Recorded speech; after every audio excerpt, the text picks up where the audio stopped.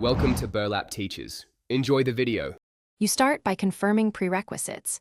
You're in Arcane Conquest on Roblox, the game is updated, and you have a free slot for the new class. Once ready, go directly to the hub where class NPCs or the class menu spawn. This saves time. You should also back up your current build loadout in case you need to revert. Now, stand within interaction range of the class NPC so you can open the selection UI and begin the change. You open the class menu and immediately select the desired class icon. This triggers the customization pane. Once selected, change skill loadout and passive perks. This matters because loadouts determine early performance.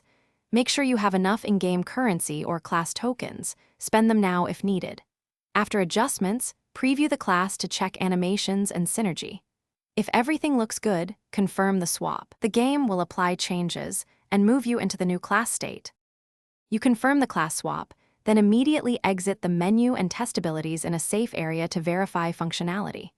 If an ability is missing or stats look wrong, try reselecting the class from the NPC.